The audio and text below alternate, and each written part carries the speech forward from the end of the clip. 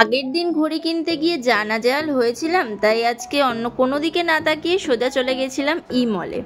কারণ এখানে আমরা যে জিনিসটা খুঁজছি সেটা পাবো, এটা জানতামই।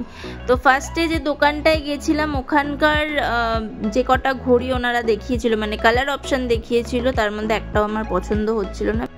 কারণ আমি চেয়েছিলাম ওয়াইন রেড কালারটা, ওয়াইন রেডের যে বেল্টটা থাকে সেইটা আমি চেয়েছিলাম। তো এই দোকানে তো সেটা আমি পাইনি, তাই চলে গেছিলাম আরও একটা দোকানে। তো এখানে ওরা আমাকে অনেক ভ্যারাইটি দেখায়, কালার অনেকগুলো কালার অপশান দিয়েছিল। তার মধ্যে আমার একটা গোল্ডেন এক্স্যাক্টলি নয়, ওটা পিচ কালার ছিল, মানে ওপরে কালারটা এত সুন্দর লাগছিল। তো এখান থেকে তো বলেই দিয়েছিল যে যেটা ফাইনাল করবেন ওপর থেকেই দেখে ফাইনাল করুন, তারপরেই আমরা আনবক্স করবো ওটাকে। তো যখন এটা বার করে দেয় বিশ্বাস করবে না, মানে আমার এখানে মুখটা তো নেওয়া যায়নি, কারণ আমি ওখানে ওরকম রিয়াকশান দিতে পারছিলাম না, যেহেতু এটা আমাকে একজন গিফট করছে তাই।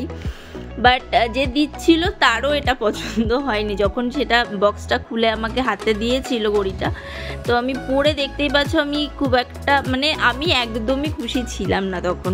যেহেতু ওটা কাটা হয়ে গেছে তখন আমি জানি যে ওটাই আমাকে নিতে হবে।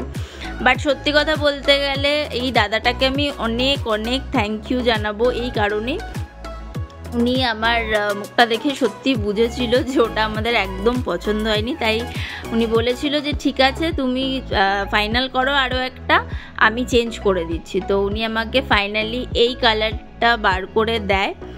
আর এটা আমার সত্যিই খুব পছন্দ হয়েছিল, যে আমাকে গিফট করেছে তারও খুব পছন্দ, প্লাস আমার নিজেরও খুব পছন্দ হয়েছিল।